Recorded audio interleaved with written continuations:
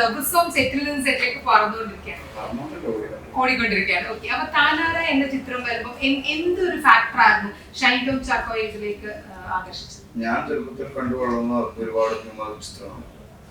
അതുപോലെ ചിത്രങ്ങൾ നമുക്ക് ആക്ച്വലി ഞാൻ അഭിനയിക്കാൻ തുടങ്ങിയതിനു ശേഷം ചെയ്യാൻ പറ്റിയില്ല.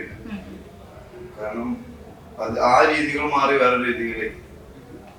അപ്പോൾ ഇതിന്റെ കഥ കേട്ടപ്പോൾ ആ രീതിയിൽ അവതരിപ്പിക്കാൻ പറ്റുന്ന ഒരു കഥാപാത്രവും അല്ലെങ്കിൽ കഥയും സിറ്റുവേഷൻസും ആണെന്ന് നമുക്ക് തോന്നും. അതുകൊണ്ടാണ് ഇത് ചെയ്യാൻ, അത് ട്രൈ ചെയ്യണമെന്ന് വളരെയധികം, അല്ലെങ്കിൽ അതാണ് നമ്മൾ ട്രൈ ചെയ്ത് പഠിച്ചിട്ടുള്ളത് ആക്ച്വലി, അല്ലെങ്കിൽ ആഗ്രഹിച്ചിട്ടുണ്ടായിരുന്നു. അപ്പൊ എന്നാൽ അത് വളരെ ബുദ്ധിമുട്ടുള്ളതാണെന്നുള്ളത് നമുക്കറിയാം. അപ്പൊ അതൊന്ന് ട്രൈ ചെയ്യണമെന്നുണ്ട്.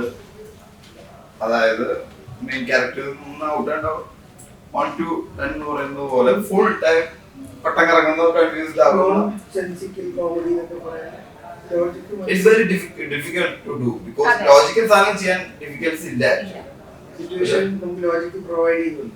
പക്ഷെ ഇതിന് ലോജിക് ആർക്കും വേണം, ആക്ഷൻസ് വൈസ് കൺവിൻസ് ചെയ്യണം, തെറ്റിദ്ധരിപ്പിക്കണം. നിങ്ങളുടെ കൂടെ അഭിനയിച്ച ചിന്നുവിനോട് ഞാൻ സംസാരിക്കാറുണ്ടായിരുന്നു. ചിന്നുവിനോട് എഴുന്നേറ്റോടാണ് ചിന്നു താനാര. അപ്പൊ പറയണു പുള്ളിന്റെ വളരെ നമുക്ക് എന്താ പറയാ, നമ്മൾ ഭയങ്കര ചിരിക്കാം, അല്ലെങ്കിൽ ഭയങ്കര സീരിയസ് ആയിട്ട് സിനിമ കാണാതെ നല്ലൊരു സിനിമ കാണാം എന്ന് പറഞ്ഞു പോയാൽ കാണാൻ പറ്റുന്ന ഒരു സിനിമയാണ് താനാര എന്ന് പറയുന്നത്. ഒപ്പം തന്നെ ഇത്രയും എക്സ്പീരിയൻസ്ഡ് ആയിട്ടുള്ള നമ്മുടെ സംവിധായകൻ, അതെ, ഒപ്പം തന്നെ റാഫി ചേട്ടൻ അല്ലെ. ആ ഒരു കോംബോ എന്ന് പറയുമ്പോൾ തന്നെ നമ്മൾ പ്രേക്ഷകര് നന്നായിട്ട് പ്രതീക്ഷിക്കുന്നതാണ്. പ്രത്യേകിച്ച് ഇപ്പൊ അജു പറഞ്ഞ പോലെ തന്നെ അത് കുറച്ച് കഥാപാത്രങ്ങളല്ല, 6 പേരിൽ ചുറ്റിപ്പറ്റിയാണ് ഈ കഥ എന്ന് പറയുന്നത്. അപ്പൊ ഞങ്ങൾ എന്തുകൊണ്ട് പ്രേക്ഷകർ താനാര കാണാൻ പറ്റും? ഒരിക്കലും എല്ലാ സിനിമയും പ്രേക്ഷകർ കാണുന്നില്ലല്ലോ. കാണാൻ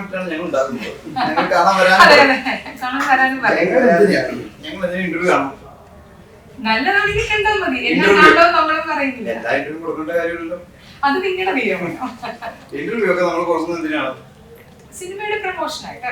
അതെ, സിനിമ കാണണ്ടേ, പറയാം, ഇതുമായി ബന്ധപ്പെട്ട ആൾക്കാരെങ്കിലും കാണണ്ടേ? ഉറപ്പായിട്ടും.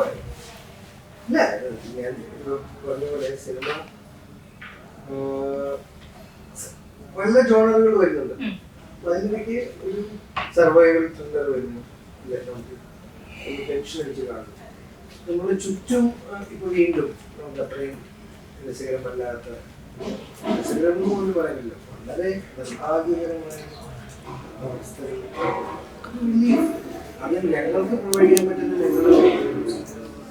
നമുക്ക് എല്ലാം എല്ലായിടത്തും റീച്ച് ചെയ്യാൻ പറ്റില്ലല്ലോ. നമുക്കറിയാവുന്ന ചെപ്പടി വിദ്യയിലാണ് ഡോക്ടേഴ്സ് അവരുടെ ജോലി ചെയ്യും, സോൾജേഴ്സ് റെസ്ക്യൂ ചെയ്യുന്നവർ അവരുടെ ജോലി ചെയ്യും. നമുക്ക് ഒരു ഡീവിയേഷൻ കൊടുക്കാം മാനസികമായിട്ട്. അത് ഒരു